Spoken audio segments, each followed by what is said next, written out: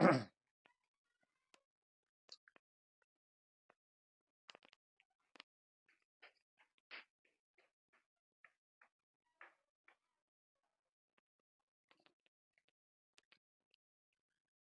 साथियों, मैं नवीन कुमार आप सभी का स्वागत करता हूं हमारे एन के सर विद्यापीठ यूट्यूब चैनल पर। तो साथियों, क्लास 6 से लेके क्लास 8 तक के जो साइंस के मोस्ट इम्पोर्टेंट क्वेश्चन आते हैं दोस्तों आपके, उनको मैं आज आपको बताने वाला हूं टॉपिक वाइज कि किस प्रकार से आप टॉपिक कवर कर सकते हैं दोस्तों। इसके लिए मैं आपको नोट्स भी बनवाऊंगा दोस्तों। इसको आपको अपनी कॉपी में या नोटबुक में क्या कर लेना है। नमस्कार साथियों, मैं नवीन कुमार आप सभी का स्वागत करता हूं हमारे एन के सर विद्यापीठ यूट्यूब चैनल पर। तो साथियों, जैसा कि आप जानते हैं कि रीट या सी टेट के जो मोस्ट इम्पोर्टेंट क्वेश्चन आते हैं आपके साइंस के, तो वो आपको किस प्रकार से कहां से मिलेंगे। तो इसके लिए दोस्तों मैं आज आपको साइंस के नोट्स कराने वाला हूँ 6 से लेके 8 क्लास तक के। ओके, इसके लिए दोस्तों आपको क्या पढ़ना होगा, क्लास 6 से लेके। नमस्कार साथियों, मैं नवीन कुमार आप सभी का स्वागत करता हूं हमारे एन के सर विद्यापीठ यूट्यूब चैनल पर। तो साथियों, क्लास 6 से लेके क्लास 8 तक के जो मोस्ट इम्पोर्टेंट क्वेश्चन बनकर आते हैं आपके साइंस के, तो देखिए दोस्तों, आज मैं आपको साइंस के कुछ टॉपिक कराने वाला हूं। जैसे कि क्लास 6 का टॉपिक होता है भोजन के स्रोत। हमको भोजन कहाँ से प्राप्त होता है, किस किस प्रकार से प्राप्त होता है, और उस भोजन की आवश्यकता किन किन प्राणियों को होती है, प्राणियों को कितने वर्गों में बांटते हैं जिनको भोजन की आवश्यकता होती है, यानी भोजन के आधार पर दोस्तों। तो चलिए दोस्तों, स्टार्ट करते हैं हमारी वीडियो को। अगर दोस्तों आप हमारे चैनल पर पहली बार आए हैं तो प्लीज चैनल को सब्सक्राइब कर लीजिए, बेल आइकन को प्रेस कर लीजिए दोस्तों। तो चलिए दोस्तों, पढ़ते हैं आज हम। सबसे पहले बात आती है दोस्तों कि भोजन के स्रोत के आधार पर प्राणियों को कितने वर्गों में बांटा गया है। तो देखिए दोस्तों, भोजन के स्रोत के आधार पर मुख्यतः प्राणियों को 3 वर्गों में बांटा गया है दोस्तों। नंबर 1 हो जाता है दोस्तों आपका शाकाहारी। शाकाहारी दोस्तों, ठीक है ना। इसको इंग्लिश में बोलते हैं दोस्तों हर्बी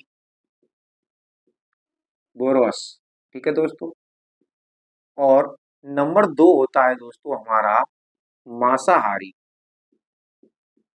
मांसाहारी दोस्तों, इसको बोलते हैं दोस्तों करनी बोरस एनिमल दोस्तों। इधर भी एनिमल। ओके, चलिए दोस्तों, और नंबर 3 होता है दोस्तों हमारा सर्वाहारी जंतु। ठीक है दोस्तों, इन सभी में आपको क्या लगा लेना है, जंतु लगा लेना। ओके, क्या बोलेंगे दोस्तों उसको, ओमनी बोरस एनिमल। ओके दोस्तों, तो देखिए दोस्तों, प्राणियों को मुख्य रूप से 3 वर्गों में बांट सकते हैं हम दोस्तों। किसके आधार पर, भोजन के आधार पर दोस्तों, ठीक है ना। यही 3 प्राणी होते हैं दोस्तों जिनको भोजन की आवश्यकता होती है। इसके अलावा कोई और तीसरा तो है नहीं है वर्ग दोस्तों। देखिए, शाकाहारी जंतु किसे कहते हैं दोस्तों। शाकाहारी जंतु उन लोगों को कहते हैं जैसे केवल वे क्या करते हैं, शुद्ध भोजन ग्रहण करते हैं जो पादपों से हमको प्राप्त होता है दोस्तों, ठीक है ना। शुद्ध शाकाहारी भोजन, जो केवल केवल शुद्ध शाकाहारी भोजन करते हैं, मांसाहारी भोजन नहीं करते हैं, उसको बोलते हैं दोस्तों हम शाकाहारी जंतु।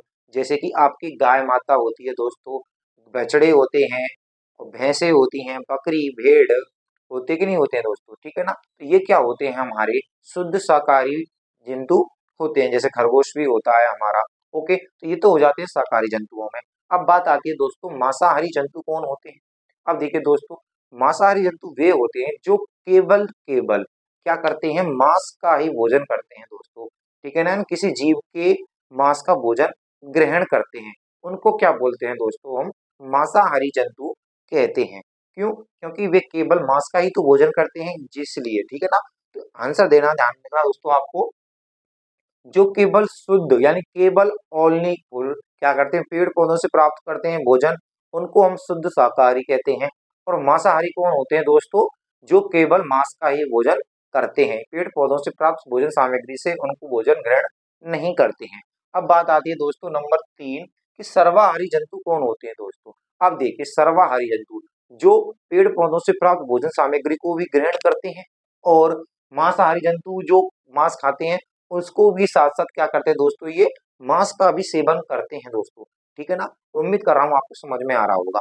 एक बार दोबारा से बताता हूँ दोस्तों, जो प्राणी, ठीक है ना, मांस के साथ साथ पेड़ पौधों से प्राप्त भोजन सामग्री को भी ग्रहण करते हैं या पेड़ पौधों से जो प्राप्त भोजन सामग्री है उसके साथ साथ जीव जंतुओं के प्राप्त कौन से मांस मछली होती है कि नहीं होती है उनका भी सेवन करते हैं, तो उनको बोलते हैं हम दोस्तों क्या, एक तरह से सर्वाहारी जंतु दोस्तों। ठीक है, चलिए मैं इनके आपको नोट्स लिखा देता हूँ टॉपिक वाइज कि सबसे पहले शुद्ध शाकाहारी जंतु किसे कहते हैं दोस्तों। ठीक है, आपको क्या करना है दोस्तों, नोट भी कर लेना है। देखिए दोस्तों नंबर 1 होता है हमारा शाकाहारी जंतु दोस्तों। ओके, चलिए इसको नोट कीजिए आप, लिख देता हूं दोस्तों मैं आपके लिए इसको कि वे जंतु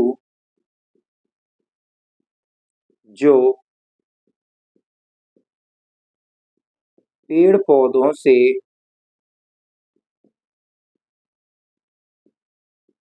पेड़ पौधों से प्राप्त भोजन सामग्री दोस्तों। ओके, भोजन सामग्री को अपने भोजन के रूप में ग्रहण करते हैं, ग्रहण करते हैं दोस्तों। ओके, कंप्लीट, उनको क्या कहते हैं दोस्तों, हम शाकाहारी जंतु कहते हैं। ओके, जैसे कि आपकी गाय माता होती है दोस्तों, भैंस भी होती है, बकरी होती है और खरगोश होता है दोस्तों। ये क्या करते हैं, केवल पेड़ पौधों से ही प्राप्त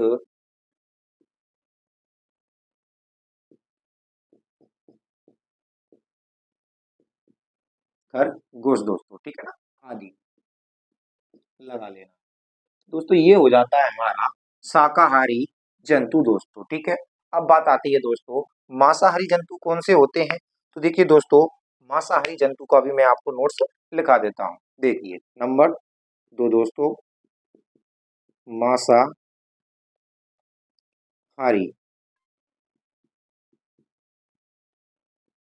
जंतु। ये दोस्तों इसमें भी कि वे जंतु दोस्तों, ध्यान देना है कि वे जंतु जो जंतुओं से जंतुओं से प्राप्त भोजन सामग्री दोस्तों, भोजन सामग्री जैसे कि आपकी मांस होती है दोस्तों,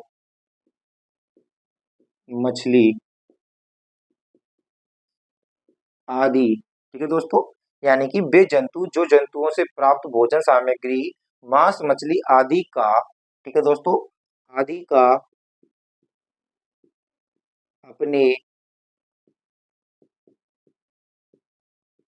भोजन के रूप में उपयोग करते हैं। ओके दोस्तों, क्या करते हैं, उपयोग करते हैं, उनको हम मांसाहारी जंतु कहते हैं दोस्तों। जैसे कि एग्जाम्पल है दोस्तों हमारा चीता, शेर, भेड़िया। ओके दोस्तों, चीता शेर भेड़िया आदि दोस्तों। ओके, सर्वे भी हो जाता है, यानी कि जो केवल क्या करते हैं दोस्तों, मांस का ही भोजन करते हैं उनको मांसाहारी जंतु, और जो केवल शुद्ध शाकाहारी भोजन करते हैं उनको शाकाहारी भोजन वो शाकाहारी जंतु बोलते हैं दोस्तों। और जो इन दोनों प्रकार का भोजन ग्रहण करते हैं जैसे कि हम होते हैं दोस्तों, ठीक है ना, तो हम क्या करते हैं दोस्तों, मांस का भी भोजन करते हैं, अंडा, मांस, मछली खाते हैं कि नहीं खाते हैं दोस्तों, इंसान खाता है कि नहीं खाता है, और भोजन भी करते हैं। देखिए जैसे कि अनाज का फल फ्रूट भी खाते हैं दोस्तों हम, तो हम क्या हो गए दोस्तों, हम सर्वाहारी में आ जाते हैं। चलिए आप इसका स्क्रीनशॉट ले लीजिए या फिर इसके नोट्स आप लिख लीजिए पॉज करके। चलिए मैं इसको मिटा कर आपको आगे भी। तो देखिए दोस्तों अब देखते हैं नंबर 3, सर्वाहारी जंतु कौन होते हैं। देखिए दोस्तों नंबर 3 है हमारा सर्वाहारी जंतु। देखिए दोस्तों वे जंतु वे जंतु जो पेड़ पौधों से प्राप्त भोजन सामग्री के साथ साथ दोस्तों, ठीक है ना, वे जंतु जो पेड़ पौधों से प्राप्त भोजन सामग्री के साथ साथ जंतुओं से भी प्राप्त जंतुओं से भी प्राप्त दोस्तों भोजन सामग्री, ठीक है ना, सामग्री का उपयोग अपने भोजन के लिए करते हैं दोस्तों। कंप्लीट दोस्तों। चलिए इतना तो आपको समझ में आ गया होगा दोस्तों, जो पेड़ पौधों से प्राप्त भोजन सामग्री के साथ साथ जंतुओं से भी प्राप्त भोजन सामग्री का भी उपयोग करते हैं उनको दोस्तों हम सर्वाहारी जंतु कहते हैं। एग्जाम्पल हो जाते हैं दोस्तों आपका मनुष्य दोस्तों, ठीक है ना, क्योंकि दोस्तों देखिए मनुष्य मांस भी खाता है, फ्रूट्स भी खाते हैं, फल्स भी खाते हैं, अनाज भी खाते हैं। ओके। और देखिए दोस्तों आपका कुत्ता है दोस्तों, यह मांस भी खाता है, ठीक है ना, और घर में पकवान बनते हैं उनको भी खाते हैं दोस्तों। ओके। एक बिल्ली होती है दोस्तों आपकी, ये दूध का भी भोजन करती है और मांस का भी क्या कर लेती है, भोजन कर लेती है दोस्तों, ठीक है ना, मनुष्य, कुत्ता, बिल्ली आदि दोस्तों, ठीक है। सर्वाहारी में आ जाते हैं दोस्तों, जैसे कि आपका भालू होता है वो मांस भी खाता है, शहद भी खाता है दोस्तों, ठीक है ना। तो ध्यान देना है दोस्तों, ये क्या हो जाते हैं आपके मांसाहारी सर्वाहारी जंतुओं में आ जाते हैं दोस्तों, ठीक है ना। अब बात देखिए दोस्तों, जो भोजन के जो स्रोत हैं वे हमारे दो प्रकार से आपने कंप्लीट आ गए कि भाई क्या तो पेड़ पौधों से प्राप्त भोजन हो रहा है तुमको, और क्या हमको जंतुओं से प्राप्त हो रहा है दोस्तों। तो हम आगे पढ़ेंगे दोस्तों कि पादपों से प्राप्त भोजन दोस्तों, ठीक है ना, ये हमारी अगली हेडिंग रहेगी दोस्तों, ठीक है ना, पार्ट 2 में दोस्तों, ठीक है ना। अब देखिए कि हमको मैं समझा देता हूँ आपको दोस्तों इसमें कि पादपों से किस किस प्रकार से हमको भोजन प्राप्त होता है दोस्तों। सबसे पहले मोस्ट इंपोर्टेंट आती है दोस्तों हमको अनाज, कि भाई अनाज एक महत्वपूर्ण क्या होता है हमारा पादप उत्पाद होता है दोस्तों, ठीक है ना, क्योंकि इससे प्राणी जो होते हैं हमारे, जितने भी प्राणी हैं वो केवल अनाज पर ही डिपेंड करते हैं, हमें हमको अनाज नहीं मिलेगा दोस्तों तो हम भूखे ही मर जाएंगे दोस्तों। तो मोस्ट इंपोर्टेंट क्या आता है दोस्तों, हमारी अनाज आती है।